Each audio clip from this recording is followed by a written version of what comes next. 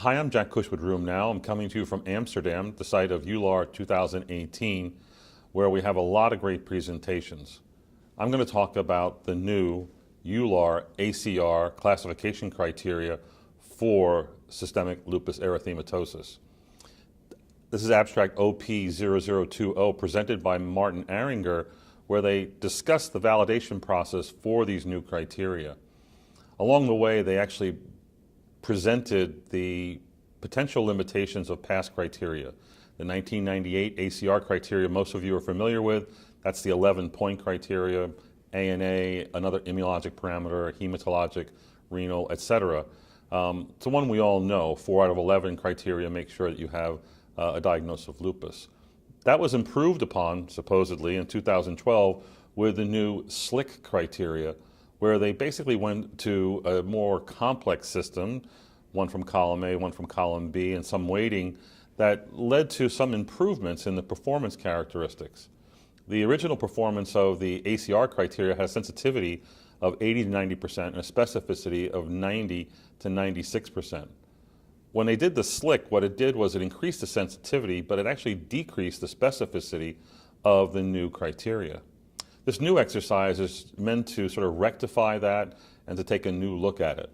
So what they did was they had a consensus panel of experts, I think there are 50 authors on the abstract, that reviewed the determinants, the key variables that they would look at.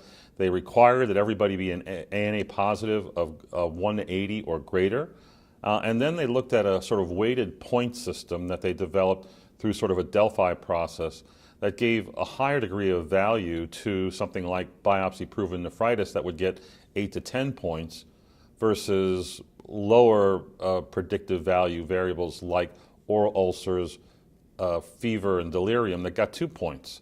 It turns out in their weighting system, serologies got more points, 5 to 6 points, compared to clinical measures such as arthritis and malar rash, which would get 4, 5, or 6 points.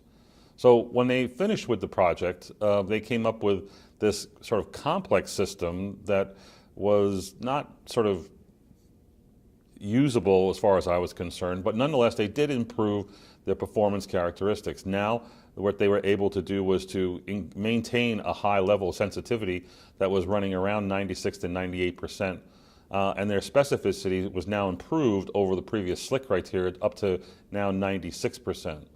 So while this is an advance, I think it's one for clinical trials and researchers and maybe lupus mavens. I think at the point of care, this is still too complex and gets further away from what we use in practice to make a diagnosis of lupus. Clearly, we want to stay away from just making it a serologic only diagnosis. We know that that doesn't work and that you need reliable clinical characteristics.